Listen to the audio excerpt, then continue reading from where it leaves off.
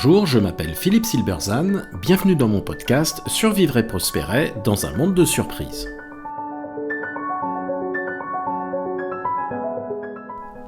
L'épisode d'aujourd'hui, pour changer le monde, travailler les modèles mentaux, pas les idées.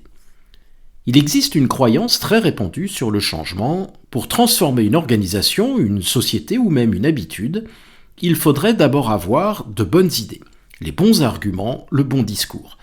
C'est rassurant parce que c'est simple. C'est aussi très souvent pourquoi le changement n'arrive pas. Quelqu'un qui l'avait compris est William Buckley, artisan du renouveau du conservatisme américain dans les années 70-80, et sa biographie est fascinante. William Buckley est l'une des figures les plus influentes de la vie intellectuelle et politique américaine du XXe siècle. Il est peu connu en France et c'est dommage, parce qu'il a accompli illustre quelque chose d'essentiel sur la façon dont on transforme réellement une société. Né en 1925, Buckley n'a que 25 ans lorsqu'il publie en 1951 God and Man at Yale, pamphlet virulent contre le progressisme, la gauche, alors dominant dans les universités américaines. Le livre fait scandale. En 1955, il fonde la National Review, qui va devenir pendant 3 décennies le centre de gravité intellectuelle de la droite américaine. Puis en 1966, il lance Firing Line, émission de débat télévisé qu'il animera pendant 30 ans, record absolu dans l'histoire de la télévision américaine. Il y reçoit tout l'échiquier politique de Ronald Reagan à Noam Chomsky, avec une égale curiosité et une redoutable capacité à déstabiliser ses interlocuteurs. Son impact s'explique par une chose précise. Dans les années 50, le conservatisme américain est sur la défensive, en proie à l'obscurantisme, au racisme, à la bigoterie et au repli. Bien que ce soit son univers d'origine, Buckley va évoluer progressivement et en faire autre chose, un mouvement offensif, cohérent intellectuellement et respectable. Il ne change pas le camp, il change ce que signifie appartenir à ce camp. On peut désormais être conservateur et pas nécessairement bigot et raciste. Mais son action va au-delà. Il organise aussi le courant de pensée. Comme son biographe l'observe, ce qui manquait, c'était une autre forme de direction, un groupe d'intellectuels bien organisés et disciplinés. Les progressistes en disposaient, les conservateurs non. C'était là la brigade que Bill Buckley était prêt à former et à diriger. C'est ce travail de redéfinition et d'organisation disciplinée, mené patiemment sur 30 ans, sans idée initiale précise mais qui se construit progressivement, qui rendra possible l'élection de Ronald Reagan en 1980, ce que ce dernier reconnaîtra volontiers.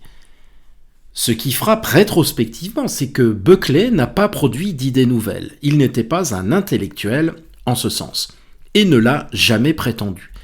Il n'a pas conçu de programme politique ni de réforme audacieuse.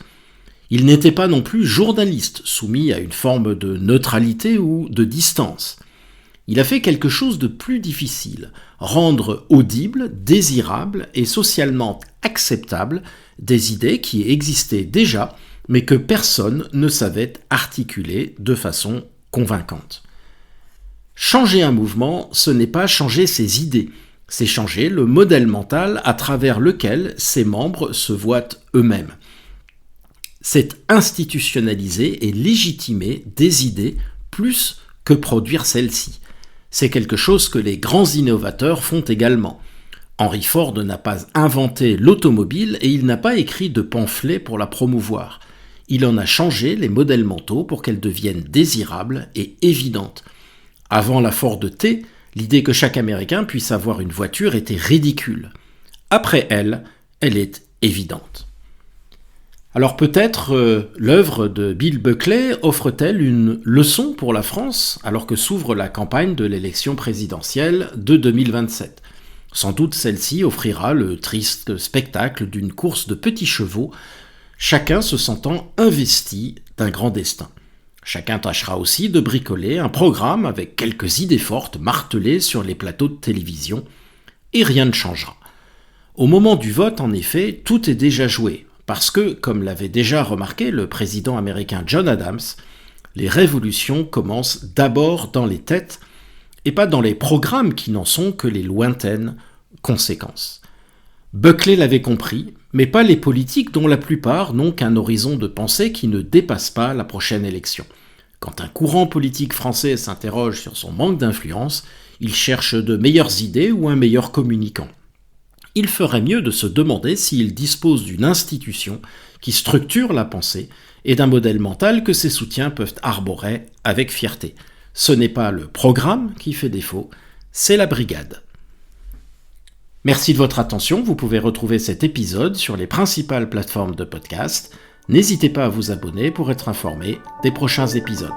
À bientôt!